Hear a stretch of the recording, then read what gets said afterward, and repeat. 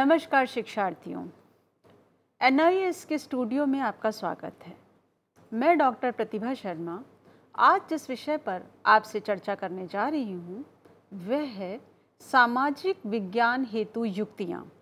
उसमें विशेष रूप से भूमिका अभिनय यानी रोल प्लेइंग एवं परियोजना यानी प्रोजेक्ट मेथड के ऊपर आपसे बात करूँगी।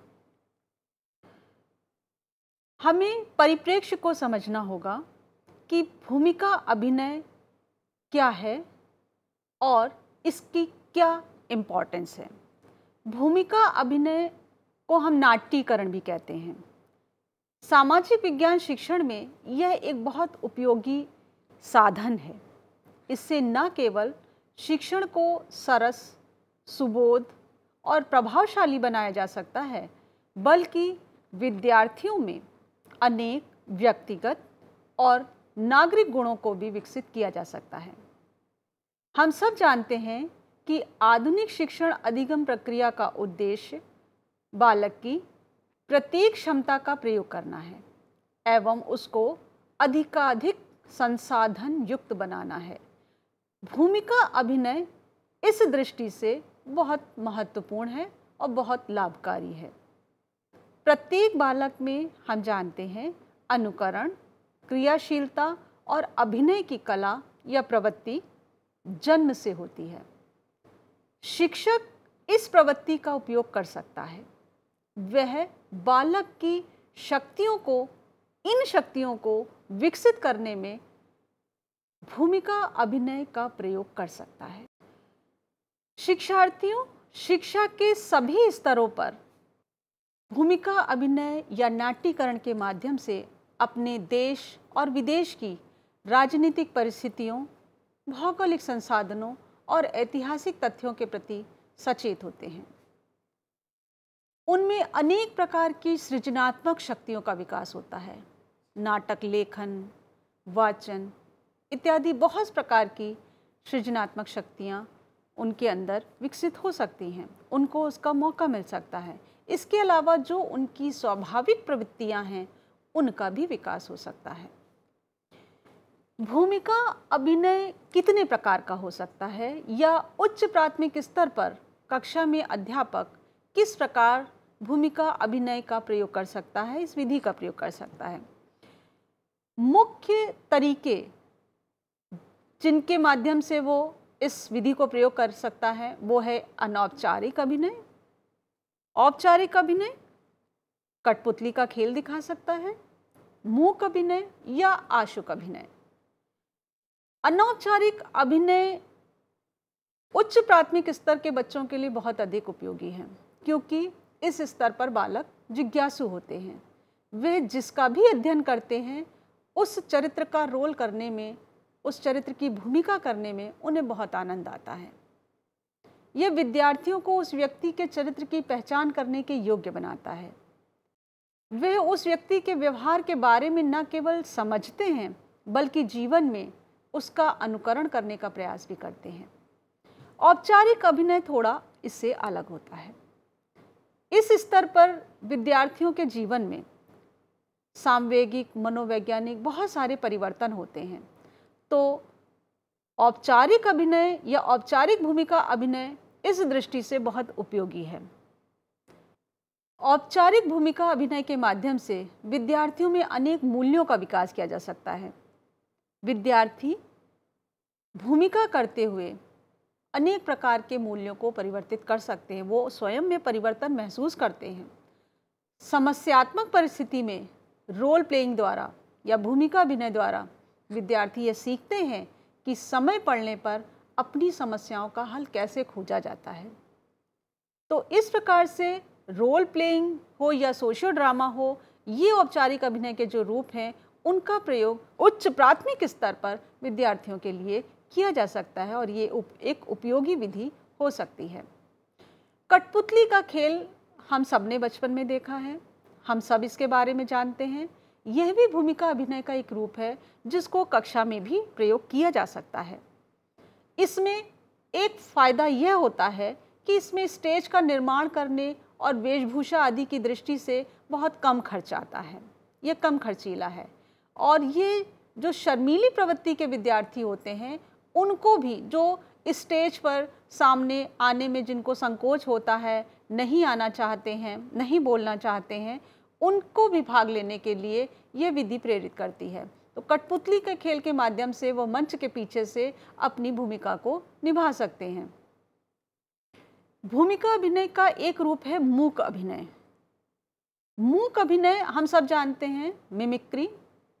सभी बच्चों को इस क्रिया में आनंद आता है। किसी भी परिस्थिति पर विचार विमर्श और परिवर्तन के लिए ये एक अच्छा आधार प्रदान करता है। कक्षा में इसके माध्यम से यदि शिक्षण किया जाए तो ये बालकों को कल्पना करने या अनुमान लगाने का, उनके तर्क कौशल, चिंतन कौशल को भी विकसित करने का अवसर देता है। ये एक परिकल्पित खेल है और इसमें संपूर्ण कक्षा के विद्यार्थी सहज रूप से भाग ले सकते हैं। तो यह एक बहुत अच्छा माध्यम है भूमिका अभिनय का। एक विधि होती है आशुक अभिनय, जिसको हम कह सकते हैं एक्सटेम्पोर ड्रामाटाइजेशन। एक्सटेम्पोर ड्रामाटाइजेशन क्या होता है कि इसमें किसी भी विद्यार्थी को खड़ा कर दिया जाए और उससे उस विषय पर कुछ अभिनय करने के लिए कहा जाए। ये बहुत शिक्षाप्रद और सूचनात्मक होता है, बालकों की मानसिक क्रिया को प्रोत्साहित करता है। इसमें कक्ष में स्टेज का निर्माण करने या किसी दृश्य का निर्माण करने की भी कोई आवश्यकता नहीं होती और इसके अंतर्गत विचार शक्ति का विकास भी किया जा सकता है। यह कुछ भूमिका अभिनय के प्रकार हैं जिनका प्रयोग शिक्षक उच्च प्राथमिक स्तर पर कर सकता है। इसमें ये ध्यान रखने वाली बात है कि चरित्रों का चुनाव बहुत सावधानी पूर्वक किया जाना चाहिए और ऐसे अवसर प्रदान किए जाने चाहिए जिसमें विचार विमर्श, विश्लेषण और निर्णय लेना सम्मिलित हो। अभिनय की तैयारी कैसे की जाए? भूमिका अभिनय विधि का प्रयोग शिक्षक किस प्रकार करे और किस प्रकार उसकी पूर्व तैयारी करे? दोस्तों, किसी भी पाठ के पढ़ाने के 3 स्टेप्स होते हैं, हम सभी जानते हैं। उसकी पूर्व तैयारी, उसका प्रस्तुतिकरण और उसका मूल्यांकन। तो अभिनय को अगर हम एक विधि के रूप में प्रयोग कर रहे हैं तो सबसे पहले अध्यापक को उस प्रसंग का चयन करना चाहिए जो विद्यार्थियों को कक्षा में पढ़ाया जाना है। तो वो प्रसंग ऐसा हो जो उचित हो, सारगर्भित हो, जो विषय से संबंधित हो। इसके बाद उसको इसके संबंध में सभी स्रोतों की सूचना छात्रों को देनी चाहिए, अर्थात वो कहाँ से इससे संबंधित सूचना ग्रहण कर सकते हैं। उसके प्रसंग की विवेचना करनी चाहिए। छात्रों को संवाद लिखने के लिए कहना चाहिए।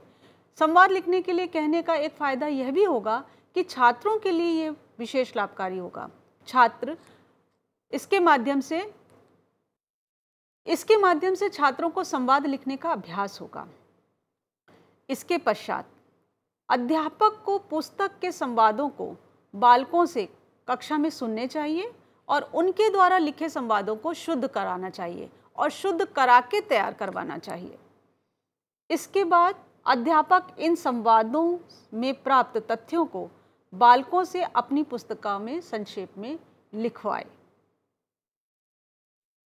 मैं फिर से अपनी बात को दोहराना चाहूँगी कि अध्यापक पुस्तक के संवादों को बालकों से कक्षा में सुने और बालकों से लिखे गए संवादों को शुद्ध कराए, उनको तैयार करवाए और उसके बाद इनको अपनी पुस्तिका में लिखने के लिए कहे। कभी कभी इन पर अध्यापक द्वारा प्रश्न किए जाएं। इससे छात्र व्यक्तियों की वास्तविकता को समझ पाएंगे या उनके चरित्र को आत्मसात कर पाएंगे। इन क्रियाओं के पश्चात बालकों से अभिनय कराना चाहिए। भूमिका अभिनय युक्ति का लाभ क्या है? पहला, बालकों की कल्पना शक्ति का विकास होता है। बालक अपनी तरफ से इम्प्रोवाइज करना सीखते हैं, इम्प्रोवाइज करते हैं। वो अपनी कल्पना शक्ति, अपनी सृजनात्मक शक्ति का इस्तेमाल करते हैं। भूमिका अभिनय युक्ति बालकों में लोकतांत्रिक व्यवहार प्रणाली का विकास करती है। वो समूह में रहना, समूह में कार्य करना, अपने अधिकार, दूसरों के अधिकार को समझना सीखते हैं। स्मरण शक्ति का विकास होता है। इस विधि के द्वारा सीखी गई विषय वस्तु छात्र कभी नहीं भूलते। बच्चों की स्मरण शक्ति को विकसित करने की दृष्टि से यह विधि बहुत अच्छी है। इसके साथ साथ छात्रों को क्रिया द्वारा सीखने का अवसर तो मिलता ही है और उनमें उचित सूझबूझ का भी विकास होता है, उनकी रुचियों का विकास होता है। वो अपनी रुचि का क्षेत्र चुनते हैं। अगर वो मंच सज्जा में रुचि रखते हैं तो वो मंच सज्जा, अगर वो वेशभूषा सज्जा में रुचि रखते हैं तो उनको वेशभूषा सज्जा, यदि वो संवाद लेखन में रुचि रखते हैं तो संवाद लेखन का कार्य, यदि ये वो भूमिका या अभिनय करने में रुचि रखते हैं तो उस प्रकार, तो सब प्रकार के बालकों को अपनी अपनी रुचियों के विकास का अवसर मिलता है। इंद्रिय प्रशिक्षण भी होता है। उनकी आँख, नाक, कान इत्यादि जो इंद्रिय शक्तियाँ हैं उनका विकास होता है। व्यक्तिगत भिन्नताओं के अनुसार अनुदेशनात्मक प्रक्रिया में विभिन्नता प्रदान करने में सहायता प्रदान करती है। इसका क्या तात्पर्य हुआ? इसका तात्पर्य यह हुआ कि सीखने की प्रक्रिया में छात्र अपनी अपनी व्यक्तिगत भिन्नताओं के अनुसार उनके पास वैरायटी ऑफ एक्टिविटीज़ मिल पाती हैं। छात्रों का मनोरंजन तो होता ही है और ये छोटी कक्षाओं के लिए बहुत प्रभावशाली है। लेकिन इसकी भी कुछ सीमाएं हैं। वो सीमाएं क्या हैं? प्रत्येक विद्यार्थी को अभिनय कला का ज्ञान नहीं होता। विद्यार्थी तो छोड़िए, शिक्षकों को अभिनय कला का ज्ञान नहीं होता। यदि शिक्षक स्वयं अभिनय कला का ज्ञाता नहीं है तो वह विद्यार्थियों को उचित निर्देशन नहीं दे सकता, इस विधि के माध्यम से भली प्रकार नहीं पढ़ा सकता। यह विधि कक्षा में अनुशासनहीनता की संभावना लेकर चलती है। यदि सकारात्मक और प्रभावपूर्ण ढंग से इस विधि का प्रयोग नहीं किया गया तो निश्चित ही कक्षा में अनुशासनहीनता पैदा होती है। आर्थिक कारण एक महत्वपूर्ण सीमा है इसकी, क्योंकि यह खर्चीली है। यह समय की दृष्टि से, श्रम की दृष्टि से तो खर्चीली है ही, धन की दृष्टि से भी खर्चीली है। और हमारे भारतीय स्कूलों में जहाँ तक स्थिति है वहाँ पर इस प्रकार के संसाधन उपलब्ध नहीं हैं कि अध्यापक प्रतिदिन के पाठों में इस विधि का प्रयोग कर सके। वर्ष भर का जब कार्यक्रम होता है, वार्षिक समारोह होता है या शिक्षक दिवस या बाल दिवस इत्यादि के कार्यक्रमों में, तो शिक्षक इस विधि का उपयोग करते हुए 1 या 2 नाटकों की तैयारी करवा सकता है, लेकिन पूरे पाठ्यक्रम को पढ़ाना इस विधि के माध्यम से संभव नहीं है, क्योंकि ना तो शिक्षक, ना विद्यार्थी और ना ही विद्यालय इतने संसाधन युक्त हैं। संवाद लेखन की समस्या होती है। पुस्तक में लिखे गए संवाद उतने उपयुक्त या प्रभावी नहीं है या उनमें संशोधन की आवश्यकता है, तो वह कैसे हो? यदि अध्यापक खुद संवाद लेखन में निपुण नहीं है तो यह समस्या और अधिक बढ़ जाती है। यह विधि समय बहुत अधिक लेती है। एक पाठ को इस विधि से पढ़ाने में कई पीरियड, कई दिन लग सकते हैं, तो समय की दृष्टि से ये बहुत खर्चीली है और समय का अभाव रहता है। समय सारणी के अनुसार इस विधि का प्रयोग कर पाना संभव नहीं हो पाता और श्रम साध्य तो है ही, विद्यार्थियों के लिए भी और अध्यापक के लिए भी।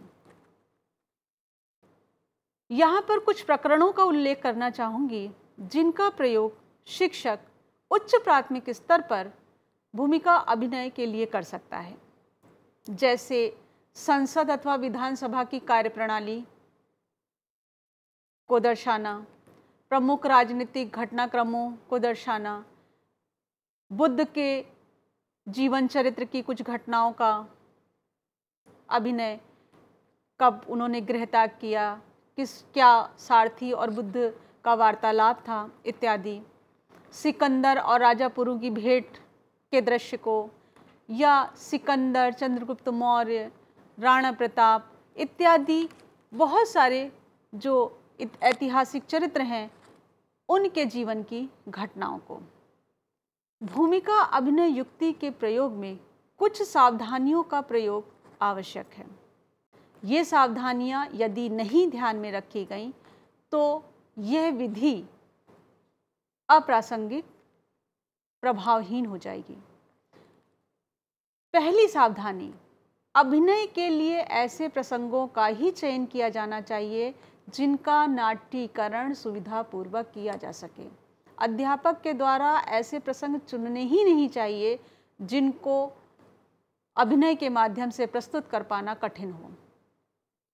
अभिनय के प्रसंग विद्यार्थियों की मानसिक आवश्यकता और उनकी बौद्धिक योग्यताओं के अनुकूल होने चाहिए।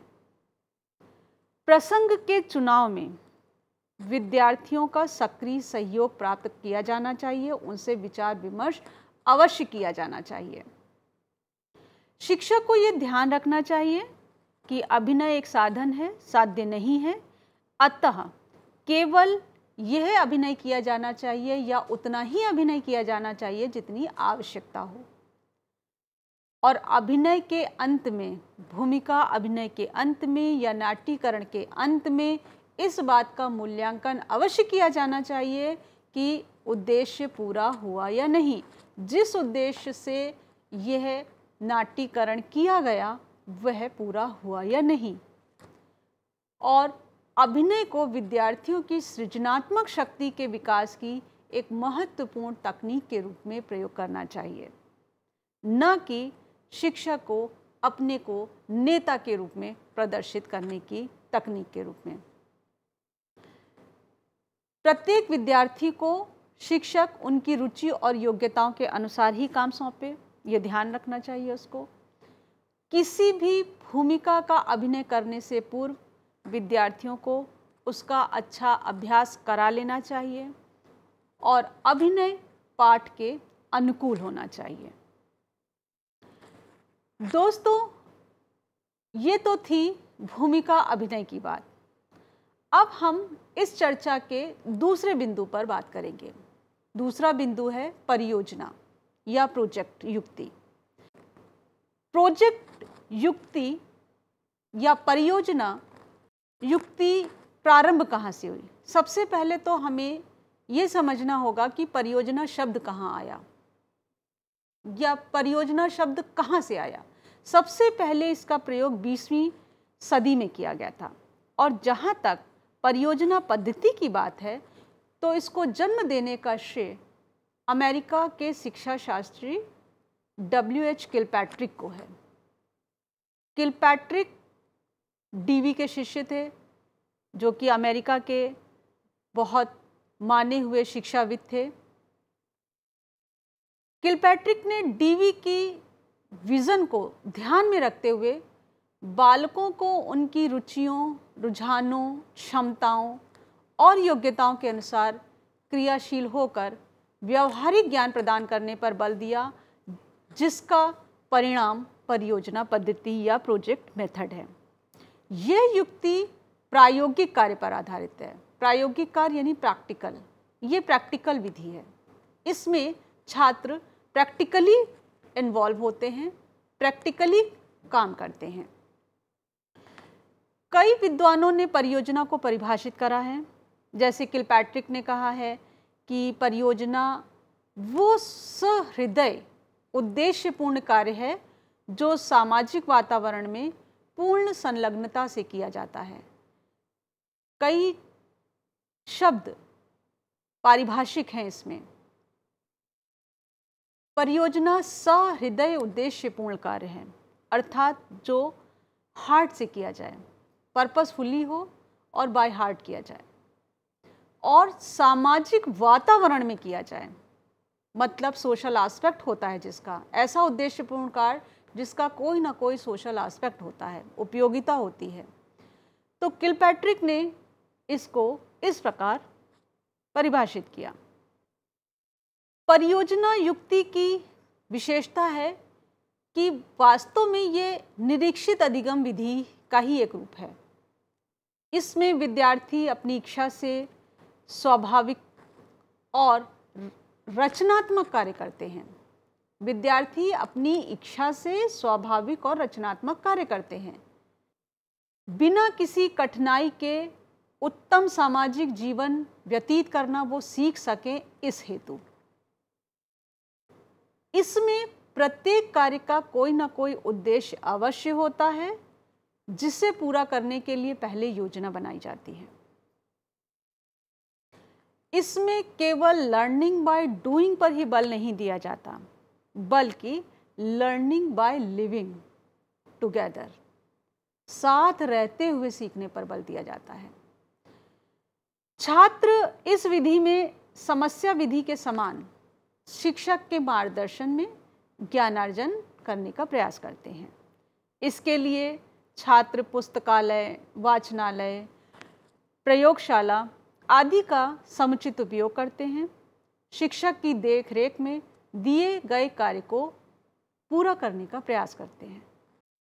इसमें सभी विद्यार्थी अपनी अपनी क्षमता और योग्यताओं के अनुसार कार्य को स्वाभाविक परिस्थितियों में पूरा करते हैं और अंत में किए गए कार्य की समाज के लिए क्या उपयोगिता रही, इसका मूल्यांकन भी करते हैं।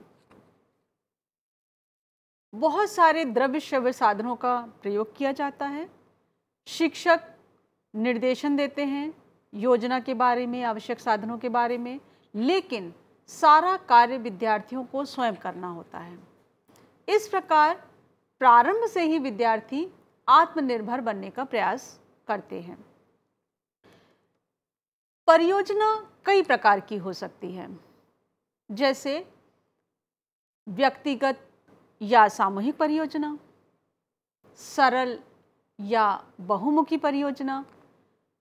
किलपैट्रिक महोदय ने भी इसको वर्गीकृत किया है और उन्होंने परियोजना के 4 प्रकार बताए: रचनात्मक परियोजना, कलात्मक परियोजना, समस्यात्मक परियोजना और अभ्यासात्मक परियोजना। व्यक्तिगत परियोजना वो परियोजना होती है जिसको प्रत्येक विद्यार्थी अपने अपने ढंग से अलग अलग पूरा करता है। इसको पूरा करने में उसके अंदर सामाजिक गुण विकसित नहीं होते, क्योंकि ये व्यक्तिगत रूप से कार्य किया जाता है। इसमें सारा कार्य विद्यार्थी को अकेले करना होता है। जबकि सामाजिक परियोजना को कक्षा के सभी विद्यार्थी सामूहिक रूप से पूरा करते हैं। ऐसी परियोजना विद्यार्थियों में नागरिकता एवं सामाजिकता की भावना का विकास करती है। दूसरा वर्गीकरण विद्यार्थियों मैंने बताया सरल एवं बहुमुखी परियोजना। सरल परियोजना में विद्यार्थियों को केवल एक ही कार्य पूरा करने के लिए दिया जाता है। विद्यार्थी समूह में कार्य करते हैं, लेकिन ये परियोजना बहुत सरल होती है, जैसे नाटक या एकांकी की रचना करना या कविताओं का संकलन करना। इसके द्वारा उन्हें केवल एक ही विषय का ज्ञान प्राप्त होता है। बहुमुखी परियोजना में विद्यार्थियों को एक से अधिक कार्य करने पड़ते हैं, जैसे मकान का मॉडल बनाना, पार्सल भेजना। इनको पूरा करते हुए विद्यार्थियों को बहुत सारे विषयों का ज्ञान एक साथ हो जाता है, जैसे भाषा, गणित, इतिहास, भूगोल आदि बहुत सारे विषयों का ज्ञान वो एक साथ प्राप्त कर पाते हैं बहुमुखी परियोजना में। किलपैट्रिक महोदय ने जो वर्गीकरण दिया है उसमें रचनात्मक, कलात्मक, समस्यात्मक और अभ्यासात्मक परियोजना में उन्होंने वर्गीकृत किया इसको। रचनात्मक परियोजना किसी विचार या धारणा को एक मूर्त या रचनात्मक रूप देने के लिए चयनित कार्य योजना है। मतलब कुछ कंस्ट्रक्ट करना, कंस्ट्रक्टिव है ये। जैसे सामाजिक विज्ञान विषय की बात करें तो भारत के धरातलीय स्वरूप को किसी प्रतिरूप द्वारा प्रदर्शित करना, यानी मॉडल द्वारा प्रदर्शित करना, मॉडल बनाना। कलात्मक परियोजना में किसी भावना या सौंदर्य अनुभूति पर कार्य को प्रस्तुत किया जाता है, जैसे किसी पर्वतीय प्रदेश के दृश्य को प्रतिरूप द्वारा प्रदर्शित करना, जिस देख के जो बहुत सुंदर लगता है, अच्छा लगता है। समस्यात्मक परियोजना में किसी समस्या के समाधान के लिए योजना का निर्माण किया जाता है, जैसे यह जानने का प्रयास करना कि अहमदाबाद में सूती वस्त्र उद्योग के स्थानीयकरण के मौलिक कारक क्या हैं, और समस्यात्मक परियोजना में किसी समस्या के समाधान के लिए योजना का निर्माण किया जाता है और उसको पूरा किया जाता है। उदाहरण के लिए, जैसे ये जानने का प्रयास करना कि अहमदाबाद में सूती वस्त्र उद्योग के स्थानीयकरण के मौलिक कारण क्या हैं, और उनके बारे में जानकारी प्राप्त करने के बाद ये ज्ञात करना कि भारत के और किस क्षेत्र में हम इस प्रकार की अनुकूल भौगोलिक परिस्थितियां उपलब्ध करा सकते हैं। तो ये भी एक प्रोजेक्ट है, परियोजना है। अभ्यासात्मक परियोजना किसी कौशल या कार्यदक्षता को प्राप्त करने से संबंधित योजना है। इसका संबंध किसी प्रकार के कौशल से है, जैसे लेखा चित्र तैयार करना, जैसे सांख्यिकीय विश्लेषण करना इत्यादि। परियोजना के कुछ आधारभूत सिद्धांत होते हैं, ये उसकी आवश्यक शर्तें कह सकते हैं या इनको सिद्धांत कहना अधिक उपयुक्त होगा। जैसे सोद्देश्यता का सिद्धांत, परियोजना सोद्देश्यपूर्ण होती है, कोई ना कोई उद्देश्य इसके साथ, हर परियोजना के साथ होता है। स्वतंत्रता का सिद्धांत, तात्पर्य प्रत्येक बालक को इसमें अपने स्तर पर व्यक्तिगत स्वतंत्रता होती है कि वह किस प्रकार परियोजना को पूरा करने में मदद करेगा। बालक अनेक प्रकार की विभिन्नताओं वाले होते हैं, कुछ अधिक कुछ कम काम कर सकते हैं, तो फोर्स नहीं किया जाता, किसी को भी किसी कार्य के लिए फोर्स नहीं किया जाता, ना शिक्षक की तरफ से ना समूह की तरफ से। शिक्षार्थियों, परियोजना के आधारभूत सिद्धांतों में तीसरा सिद्धांत है क्रियाशीलता का सिद्धांत। बालक क्रियाशील होकर इसमें भाग लेते हैं। प्रोजेक्ट बालक को क्रियाशील बनाता है और वो विभिन्न प्रकार की क्रियाओं में भाग लेते हैं और सक्रिय रूप से भाग लेते हैं, और इस प्रकार से वो करके सीखते हैं। चौथा सिद्धांत है वास्तविकता का सिद्धांत, यानी परियोजना वास्तविक जीवन से संबंधित होती है। ये वास्तविकता का सिद्धांत व्यक्तिगत या सामाजिक दोनों ही दृष्टिकोण से संबंधित होता है। चौथा सिद्धांत है वास्तविकता का सिद्धांत।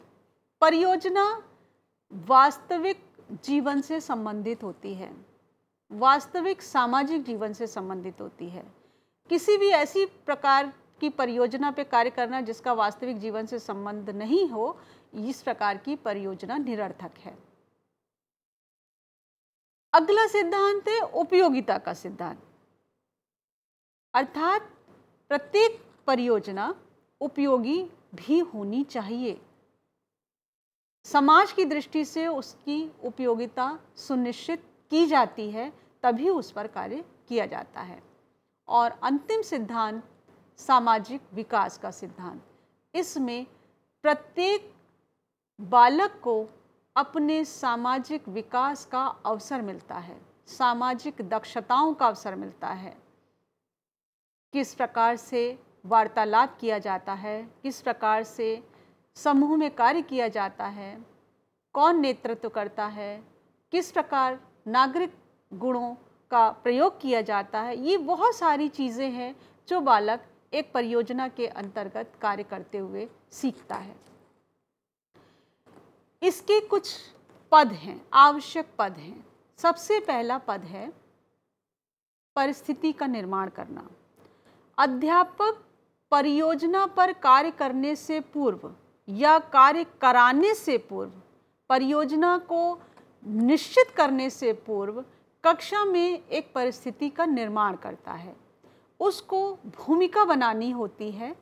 उस भूमिका के आधार पर वो छात्रों को परियोजना पर किस कार्य करने के लिए तैयार करता है। वो समस्या के रूप में हो या किसी चुनौती के रूप में हो, किसी प्रश्न के रूप में हो, वो उनके समक्ष उसको प्रस्तुत करके एक परिस्थिति बनाता है, एक वातावरण बनाता है और इस प्रकार आगे बढ़ता है। जब परिस्थिति का निर्माण हो जाता है तब बारी आती है परियोजना का चयन करने की।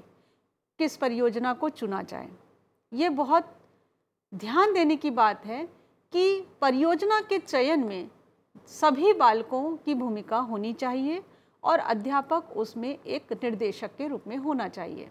परियोजना का जब चयन किया जाता है तो उसमें ये ध्यान रखा जाता है कि उसमें सामूहिक सहमति हो, अर्थात सभी बालक उस परियोजना पर कार्य करने के लिए तैयार हों। जब परियोजना का चयन हो जाता है, परियोजना निश्चित हो जाती है, तब फिर उसको पूरा करने का एक कार्यक्रम बनाया जाता है, एक फ्रेमिंग की जाती है, प्लानिंग की जाती है। इस कार्यक्रम में बहुत सारी क्रियाएं और कौन उपक्रियाएं, कौन किस कार्य को करेगा इत्यादि बहुत सारी चीज़ें सम्मिलित होती हैं। फिर इस कार्यक्रम को क्रियान्वित किया जाता है और ये कार्यक्रम जब क्रियान्वित हो जाता है, परियोजना पर बच्चे अपने अपने हिस्से का कार्य कर लेते हैं, तब फिर जो है कार्य का लेखा किया जाता है। कार्य का लेखा जोखा रखना इसलिए ज़रूरी होता है ताकि उस आधार पर ये मूल्यांकन किया जा सके कि किसने क्या कार्य किया, जिसको वो कार्य दिया गया था उसका कितना प्रतिशत कार्य हुआ, क्या कार्य नहीं हुआ, कौन सी त्रुटियां रह गईं, कौन सी कमियां रह गईं जिनको दूर करना है और उसके बाद कितना और अभी काम बाकी है, किस तरीके से आगे बढ़ना है इत्यादि। और इसके साथ साथ ये भी देखना कि क्या परियोजना के उद्देश्य की पूर्ति हो गई। विद्यार्थियों, इस प्रकार से हमने देखा कि परियोजना पद्धति अपने आप में बहुत अच्छी विधि है, बहुत, क्योंकि ये प्रैक्टिकल बेस्ड है इसलिए कक्षा में इसका उपयोग किया जा सकता है। यह मनोवैज्ञानिक भी है, इसमें बहुत सारे गुण हैं जो जिनके ऊपर हमने ये चर्चा भी की। और लेकिन इसके साथ साथ इसमें कुछ कमियां भी हैं जिनका ध्यान अध्यापक को रखना होगा, जैसे कि समय और धन की दृष्टि से ये खर्चीली तो है, संदर्भ पुस्तकों की कठिनाई भी हो सकती है और उचित परियोजना का चुनाव करना बहुत अधिक कठिन हो जाता है। कभी कभी अनुशासनहीनता की भी समस्या हो जाती है। लेकिन यदि शिक्षक चाहे तो वह इन सब कठिनाइयों को, दोषों को दूर करके परियोजना विधि का सही तरीके से उपयोग अपनी कक्षा को कर सकता है, अच्छा निर्देशन दे सकता है, अच्छा पाठ दे सकता है। इन कठिनाइयों को दूर कर ले यदि शिक्षक, तो यह विधि बहुत अधिक प्रभावपूर्ण हो सकती है। यह मनोवैज्ञानिक है, हम सब जानते हैं, और इस प्रकार से अनुशासनहीनता और या ये सब जो कमियां हैं इसको दूर भी किया जा सकता है यदि शिक्षक इस पर थोड़ा सा ध्यान देते हुए इस पर कार्य करे। आप सभी का बहुत अधिक धन्यवाद। आपने बहुत अधिक धैर्यपूर्वक सुना। आशा है कि यह वक्तव्य आपके पाठ्यक्रम की दृष्टि से उपयोगी सिद्ध होगा। इसी के साथ मैं आपसे विदा लेती हूँ। धन्यवाद। नमस्कार।